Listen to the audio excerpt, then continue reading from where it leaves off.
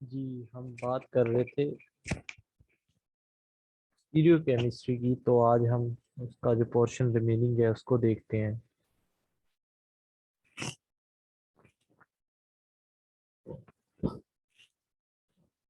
आज हम बात करते हैं resolution of enantiomer.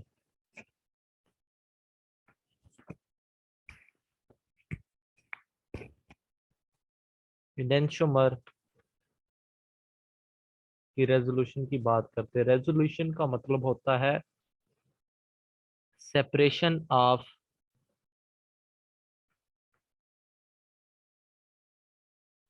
Of racemic mixture. Racemic mixture आपको पता है कि जिसमें इक्वल अमाउंट में डी और एल प्रेजेंट हो enantiomer. Racemic mixture into plus and negative, यानी डी और एल कंपोनेंट में उसको सेपरेट करवाना। ये आपके पास क्या होता है जी, रेजोल्यूशन होती है। और अब इनेंशियोमर जो होते हैं आपको वो बताया गया कि इनकी जो प्रॉपर्टीज होती हैं, melting point, boiling point, physical properties आप कह सकते हैं, ये सिमिलर होती हैं। तो इनको सेपरेट करना क्वाइट डिफिकल्ट प्रोसेस होता है ये।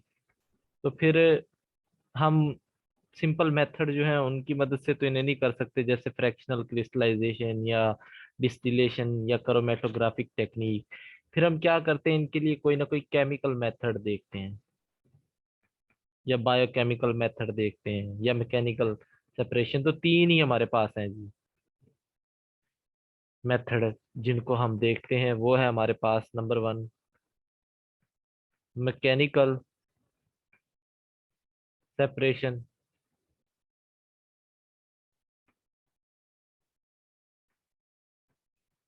तो मैकेनिकल सेपरेशन में क्या करते हैं कि हम पॉजिटिव और नेगेटिव सोडियम अमोनियम टाट्रेट को यूज करते हैं। ये आपने बस नाम इसका याद रखना है, सेपरेशन करवाने के लिए अमोनियम टाट्रेट ये इस्तेमाल होता है। और इसके बाद है हमारे पास बायोकेमिकल मेथड।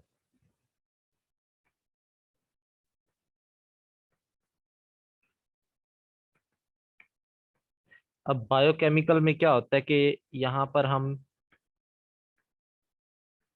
पेनिसिलियम ग्लूकम पेनिसिलियम ग्लूकम एक मोल्ड होता है, अमोल्ड, इसको इस्तेमाल करवाते हैं। ठीक है। और ये जो होता है याद रखें, इसका जो पर्पस होता है, ये आपके पास पॉजिटिव अमोनियम टाट्रेट को रिमूव करने के लिए इस्तेमाल होता है। पॉजिटिव अमोनियम टाट्रेट को रिमूव करने के लिए इस्तेमाल होता है। ठीक है। इसमें क्या होता है कि ये पॉजिटिव अमोनियम टाट्रेट को रिमूव कर देता है, पीछे क्या बच जाता है, नेगेटिव। ठीक है। अब यहाँ पर ना सेक्रीफाइस करना पड़ता है आपको एक इनएंशियोमर को। जैसे आपने नेगेटिव वाला निकाल लेना है और पॉजिटिव वाला जो होगा वो सेक्रीफाइस हो जाएगा, क्योंकि पेनिसिलियम ग्लूकम जो होता है ये पॉजिटिव अमोनियम टाट्रेट के साथ रिएक्शन करेगा और उसको ये खत्म कर देगा, रिमूव कर देगा।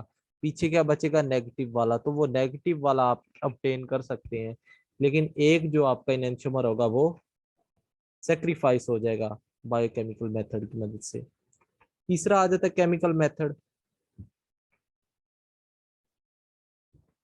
देखिए केमिकल मेथड जो होता है, इसमें आप कोई भी कंपाउंड लेते हैं, एनी कंपाउंड, उसको आपने पहले तो कन्वर्ट करना होता है डायस्टीरियोमर में। क्योंकि डायस्टीरियोमर जो होते हैं इनकी फिजिकल और केमिकल प्रॉपर्टीज टोटली डिफरेंट होती हैं।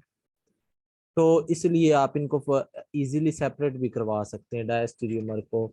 इनके melting point, boiling point, density, solubility ये सारी डिफरेंट होती हैं। और ये आइडेंटिकल कंपाउंड्स भी नहीं होते कि आप इनको सेपरेट ना करवा पाए। तो इसलिए आप क्या करते हैं, पहले डायस्टीरियोमर बनाते हैं और डायस्टीरियोमर को आप इजीली सेपरेट करवा सकते हैं। सेपरेट आउट, उसको सेपरेट आउट करवाएंगे और फिर आप कन्वर्ट कर देंगे उसको इनिशियल कंपाउंड में। कन्वर्ट टू इनिशियल कंपाउंड, यानी जो आप सेपरेशन करवाना चाह रहे थे जिनकी, उसमें उसको फिर कन्वर्ट करवा देंगे। तो ये केमिकल मेथड है, यानी आपने डायस्टीरियोमर में पहले कन्वर्ट कन्वर्ट करने हैं। अब हम कुछ डिफरेंस देख लेते हैं ताकि आपका कॉन्सेप्ट जो है वो मजीद क्लियर हो जाए। मीजो और इनेंशियोमर के दरमियान क्या डिफरेंस है ये हम देख लेते हैं। देखो, मीजो जो होता है वो आपका ऑप्टिकली इनएक्टिव होता है, ऑप्टिकली इनएक्टिव। और जो इनेंशियोमर होता है आपका, ये ऑप्टिकली एक्टिव होता है, ठीक है। अब मीजो जो होता है इसमें इंटरनल कंपेंसिएशन होती है। इंटरनल, मैंने पहले भी बताया था आपको कि विद इन द मॉलिक्यूल सारा काम हो रहा होता है, एक दूसरे को कैंसिल कर रहे होते हैं। लेकिन इनेंशियोमर दो डिफरेंट, इनेंशियोमर की बात करें हम, रेसिमिक मिक्सचर लिख ले तो बेटर है। मीजो और रेसिमिक मिक्सचर में क्या डिफरेंस है?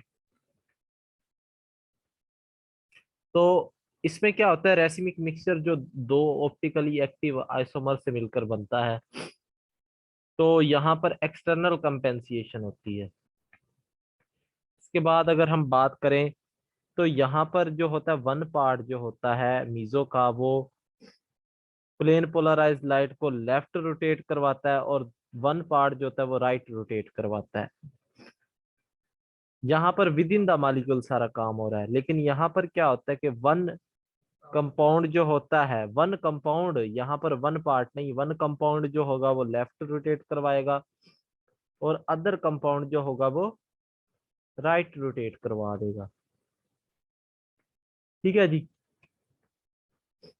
इसके बाद अगर हम बात करें, सर ये मीजो वाला लास्ट पॉइंट रिपीट कर दें। तो ये बात की हमने कि जो मीजो कंपाउंड है आपके पास, उसमें विद इन द मॉलिक्यूल एक पार्ट जो होगा वो लेफ्ट रोटेट करवा देगा और एक राइट रोटेट करवा देगा। लेकिन इनेंशियोमर में एक जो पार्ट होगा वो आपका, एक कंपाउंड जो होगा वो लेफ्ट रोटेट करवाता है और दूसरा कंपाउंड राइट रोटेट करवाता है।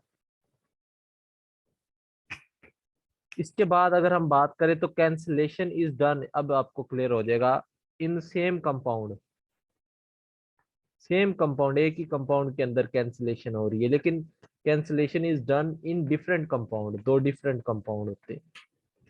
ये बेसिक डिफरेंस था मीजो और रेसिनिक मिक्सचर में। अब हम मीजो और डायस्टीरियोमर में भी डिफरेंस देख लेते हैं। Meso and diastereomer.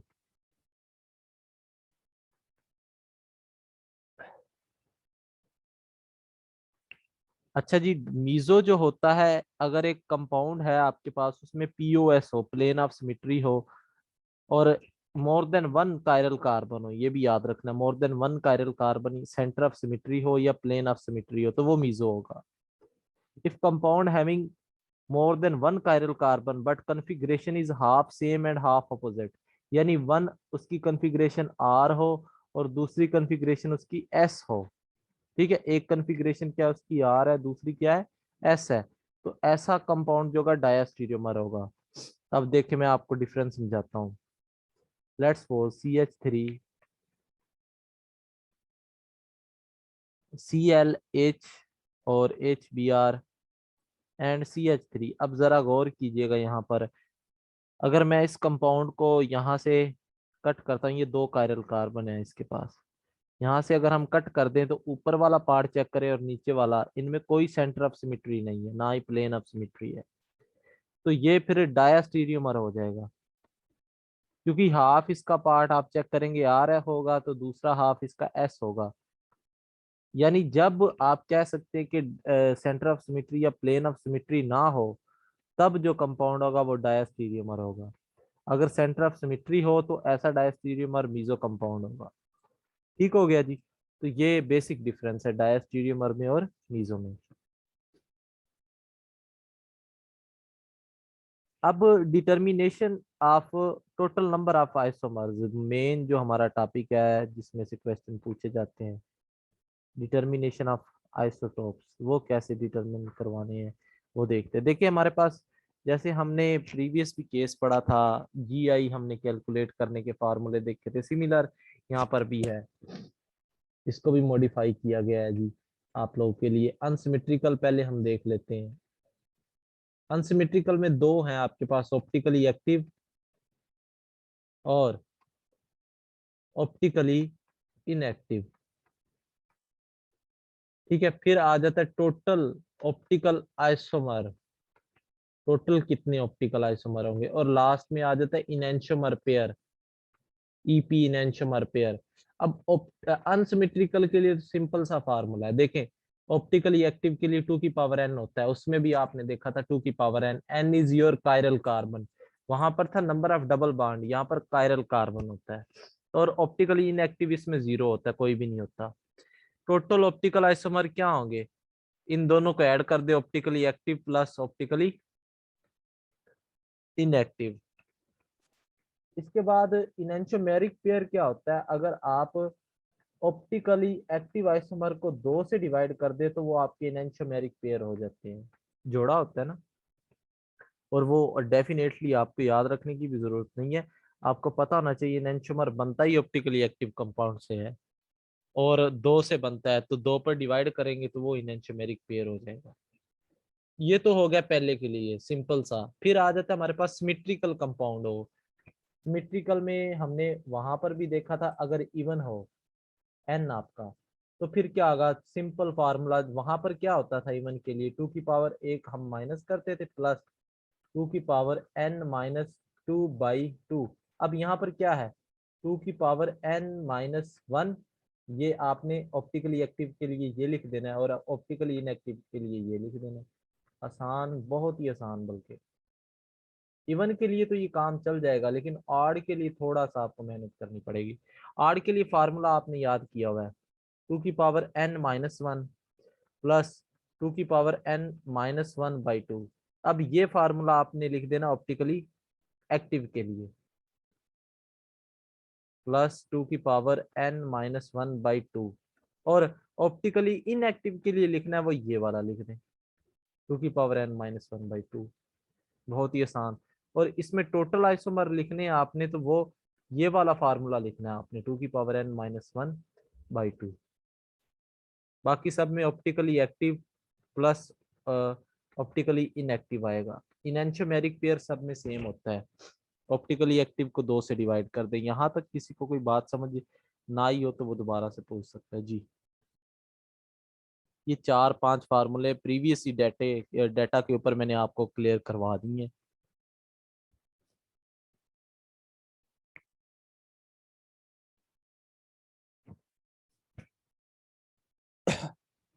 ठीक है, फिर हम नेक्स्ट मूव करते हैं।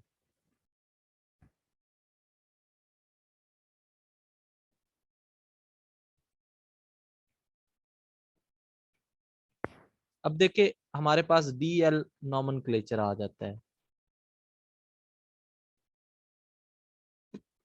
ये जो DL नॉमेनक्लेचर है, ये बेसिकली अगर आप देखें तो हमने यहाँ पर ग्लिसरल्डिहाइड को रेफरेंस लिया होता है, तो उसके अकॉर्डिंग हम इसको डिटरमिन करवा रहे होते हैं।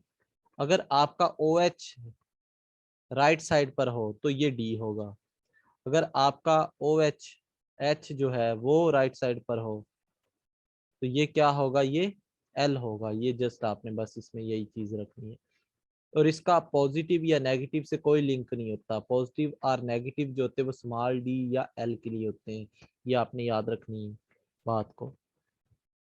तो ये DL नॉमेनक्लेचर है, जस्ट ये ग्लिसरल्डिहाइड का फार्मूला है।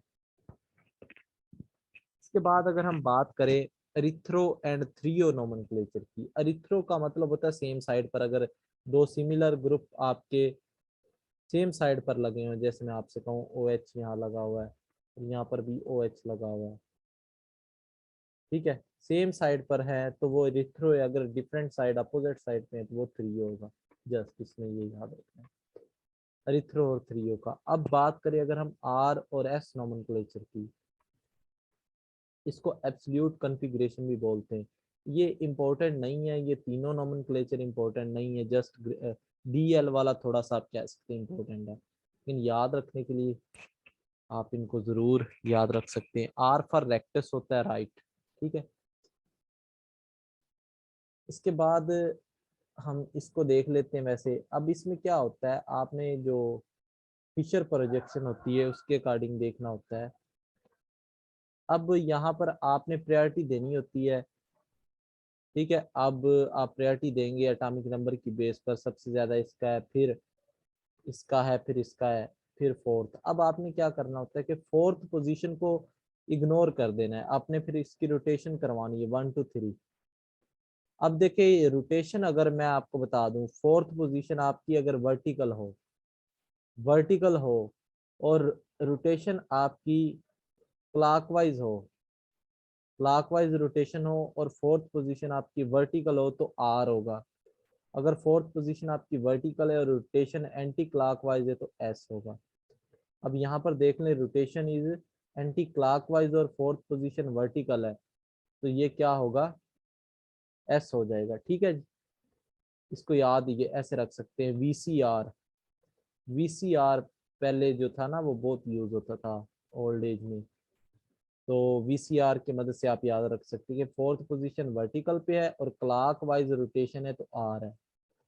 बाकी तो आपको याद रह जाएगा, एंटी क्लॉकवाइज है तो ऐसे होगा, ठीक है। ये आसान, बहुत आसान करके मैंने आपको बताया। अगर फोर्थ पोजीशन आपकी हॉरिजॉन्टल पे है, ये दो बस फोर्थ पोजीशन का चक्कर है, और इसको अब एक वो याद रख लिया ना आपने, इसको अपोजिट ही करना है। फोर्थ पोजीशन हॉरिजॉन्टल पे है, HCS, मतलब हॉरिजॉन्टल पर फोर्थ पोजीशन है और ये क्लॉकवाइज है तो S होगा। अगर हॉरिजॉन्टल पर फोर्थ पोजीशन है और ये एंटी क्लॉकवाइज है तो R होगा, HAR। बस ये आपने याद रख लेना।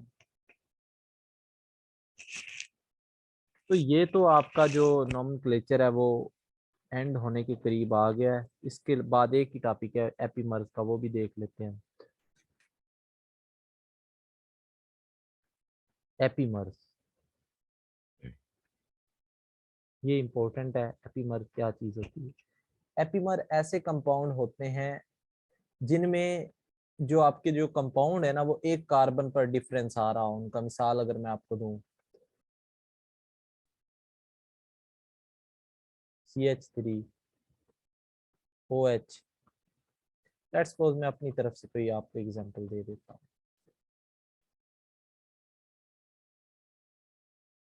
ये मैंने खुद से कोई एग्जांपल दी है आसानी के लिए, को समझाने की खातिर।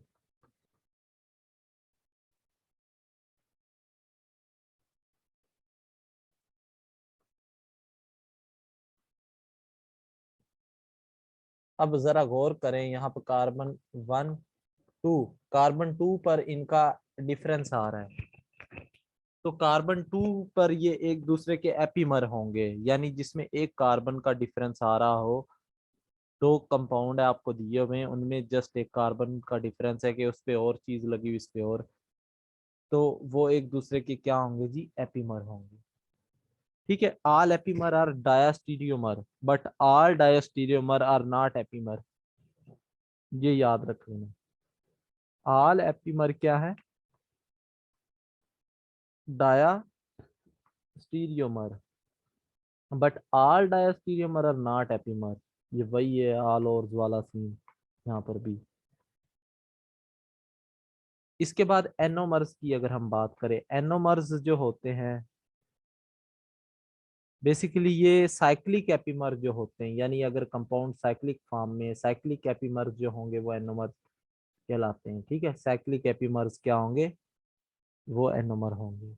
जो भी एक कार्बन पर चेंज होता है, जैसे एक स्ट्रक्चर है ग्लूकोज का 1 4, उस पे अगर पोजीशन पे चेंज, फोर्थ पोजीशन पे वो चेंज हो रहा है, वो एक दूसरे के साइक्लिक एपीमर्स जो होंगे वो एनोमर्स कहलाएंगे। ये तो आपका जो था, हमने ज्योमेट्रिकल आइसोमरिज्म का पोर्शन जो है वो देख लिया था। इसके बाद हमने ऑप्टिकल स्टार्ट किया था, वो भी अब हमने कंप्लीट कर दिया है, ऑप्टिकल आइसोमर। अब हम बात करते हैं कन्फर्मर्स की। कन्फर्मर्स क्या होते हैं, कन्फर्मेशनल आइसोमरिज्म या कन्फर्मर। इसमें क्या होता है कि different spatial arrangement of atoms in a molecule which are readily interconvertible by rotation about a single bond, यानी एटम्स की डिफरेंट अरेंजमेंट होती है और वो एक दूसरे में इंटर कन्वर्ट हो सकते हैं, ठीक है, एक दूसरे में यानी वो कन्वर्ट हो सकते हैं। अगर रोटेशन हो रही है सिंगल बॉन्ड के अराउंड तो वो जो उसके नतीजे में जो आइसोमर बनते हैं वो कन्फर्मर होते हैं। अगर डबल बॉन्ड के अराउंड रोटेशन नहीं होती तो वो एक दूसरे के, आपको पता है क्या बनते हैं, अभी जो हमने जीआई शो करवाते हैं वो फिर एक दूसरे को, रिस्ट्रिक्टेड रोटेशन होती है तो वो जीआई शो करवा देते हैं। अब ये याद रखिएगा, ये नॉन सेपरेबल होते हैं, इनको सेपरेट नहीं करवा सकते कन्फर्मर को, नॉन सेपरेबल होते हैं। और ये प्रोड्यूस कैसे होते हैं, ये rotation about single bond, single bond के अराउंड रोटेशन पॉसिबल होती है। अगर एनर्जी जो हो, एनर्जी बैरियर हो कन्वर्जन का बिटवीन 0.6 और 16 से लेस, 0.6 से ग्रेटर 16 से लेस किलो कैलोरी पर मोल, किलो कैलोरी पर मोल, तो ये आपको कन्फर्मर्स देंगे, ठीक है। अगर इससे ज्यादा एनर्जी गैप है तो वो फिर कॉन्फ़िगरेशन आपको यानी स्टीरियो आइसोमर की तरफ वो चले जाएंगे।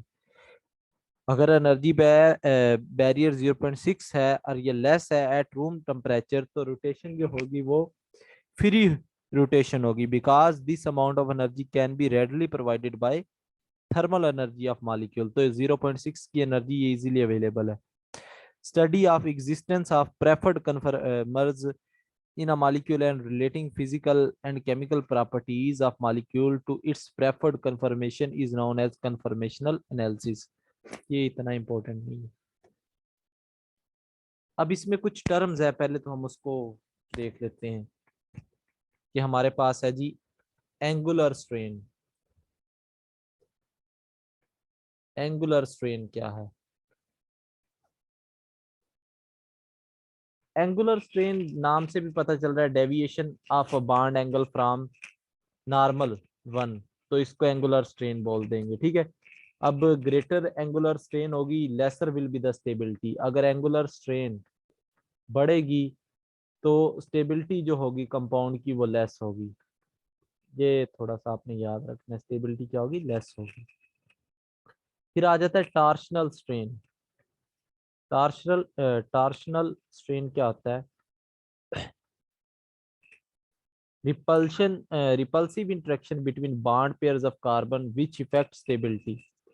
अब यहाँ पर जो रिपल्सिव फोर्सेस होती हैं जो कार्बन के दरमियान, दो कार्बन के दरमियान, उनको आप टार्शनल स्ट्रेन का नाम दे देते हैं। Between bond pairs of carbon, जो कार्बन के बॉन्ड पेयर हैं उनके दरमियान जो फोर्सेस होती है रिपल्सिव, उनको आप टार्शनल स्ट्रेन का नाम दे देते हैं।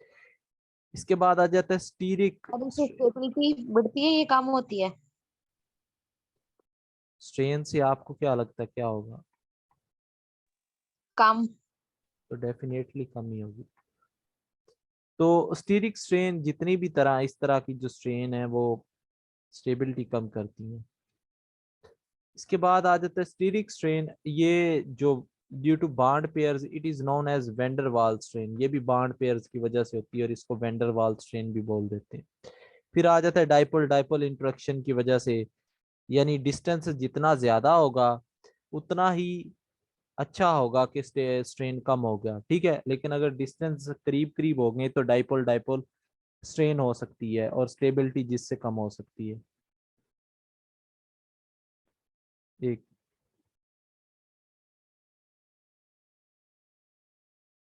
अच्छा जी, इसके बाद आ जाता है इंट्रा मालिकुलर हाइड्रोजन बॉन्डिंग। अब ये देखेंगे गूच फॉर्म जो होती है उसमें मोर स्टेबल होती है, ये अभी देख लेते हैं। अब कन्फर्मर्स की अगर हम बात करें, कन्फर्मर बेसिकली होते क्या है आपको शायद आइडिया हो पहले, थोड़ा सा अब मैं आपको एक ओवरव्यू दे देता हूँ। देखें हमारे पास ना तीन फॉर्म होती, पहले तो मैं ये सारी चीजें बताता रहा हूँ। फिशर प्रोजेक्शन क्या है, साहॉर्स प्रोजेक्शन क्या है और न्यूमैन क्या है। तो हम न्यूमैन प्रोजेक्शन लेते हैं।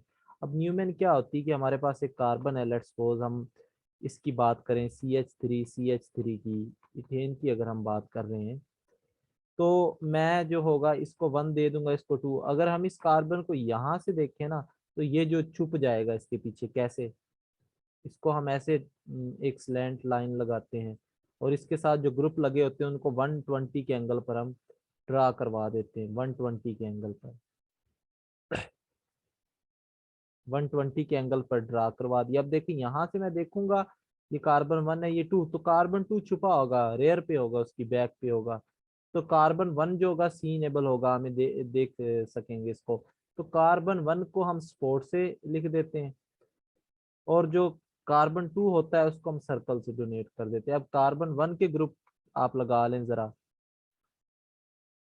कार्बन 1 के साथ हाइड्रोजन लगा हुआ है, 120 वही एंगल जो है आपने वही ले लेना है। और इसी तरह आप कार्बन 2 के लगाएंगे, वो भी 120 के एंगल पर। ये देख लें आप। अब ये जरा चेक करें तो इसमें जो है ओवरलैपिंग हो रही है सेम ग्रुप्स के दरमियान, और इसमें बॉन्ड एंगल 0 है। ये एक्चुअल में एक दूसरे के ऊपर है, मैंने थोड़ी सी स्पेस आपको दिखाई है।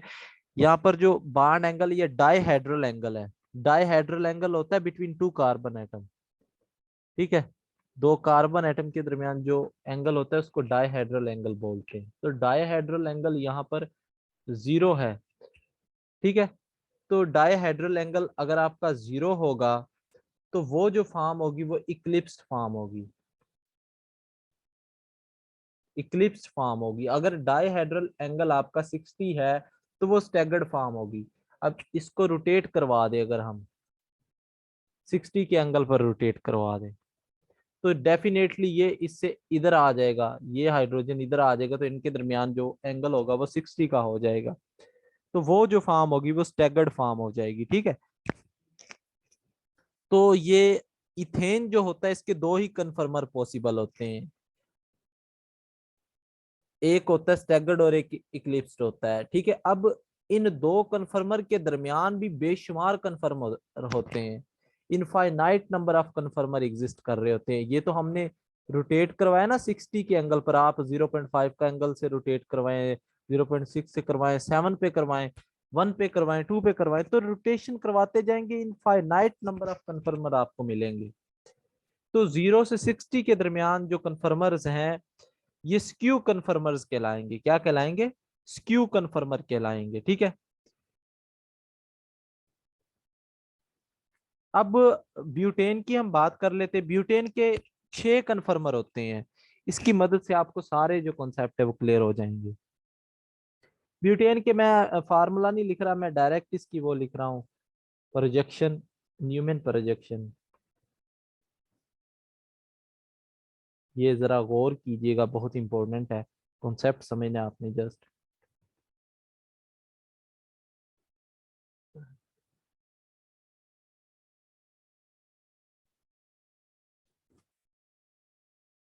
इसको गूच फॉर्म बोलते, गूच क्यों बोलते वो मैं आपको बता दूंगा। फिर 60 के एंगल से रोटेशन करवा रहे हैं हम, जो नेक्स्ट फॉर्म आएगी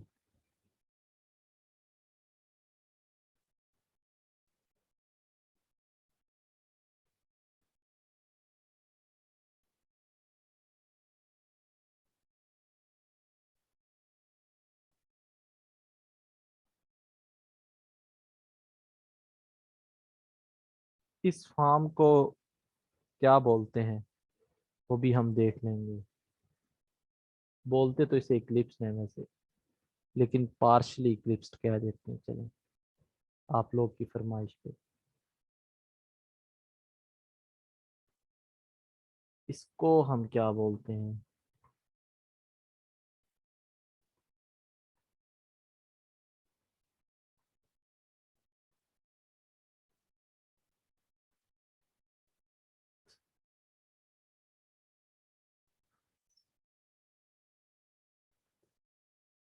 इसको एंटी बोल देते हैं, एंटी बोलना है, आंटी नहीं, ठीक है। इसको एंटी बोल देंगे, फिर हम 60 पे रोटेशन करवा देंगे तो आंटी जो होगी वो चेंज हो जाएगी, CH3, और यहाँ हाइड्रोजन आ जाएगा। और ये जो है यहाँ पर इस तरह से बहुत नाजुक सूरत हाल है ना यहाँ पर, आपको शायद समझ आ रही हो अब।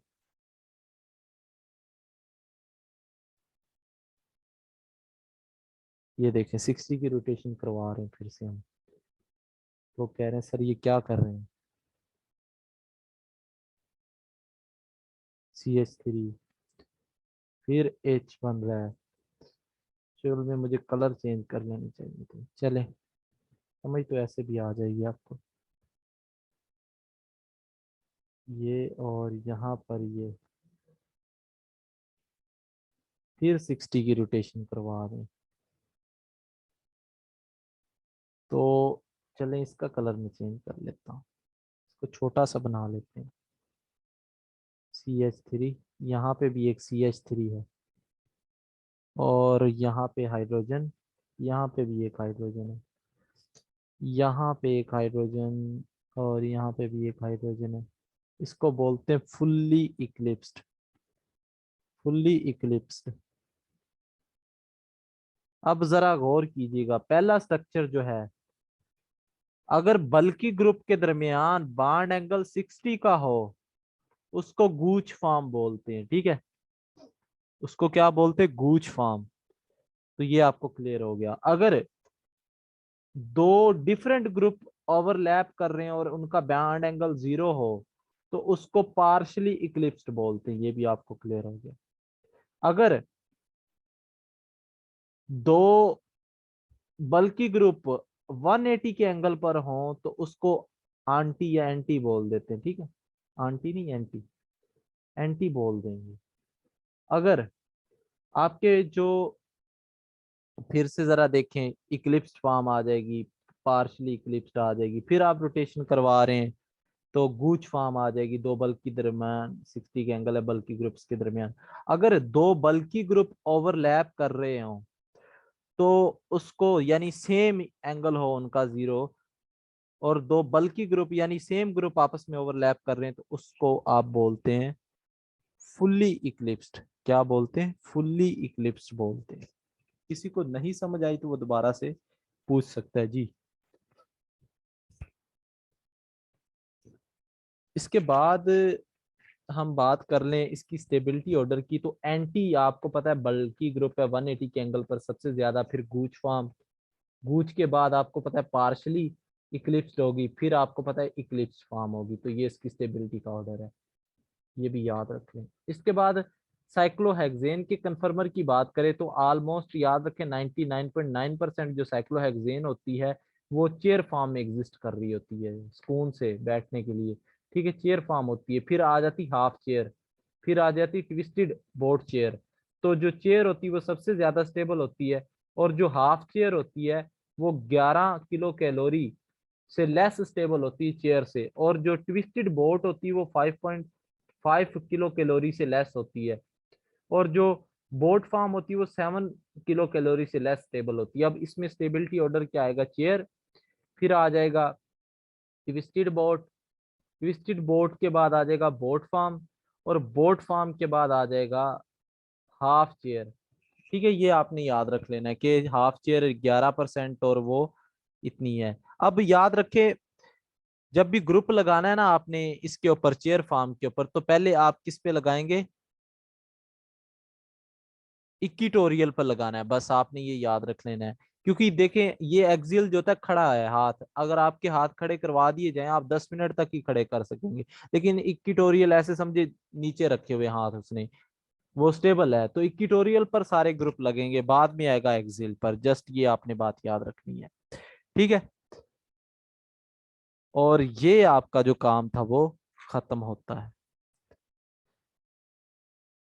आप लोग दोबारा से मीटिंग ज्वाइन करें, फर्दर आपका कोई क्वेश्चन है तो वो हम देख लेते हैं फिर।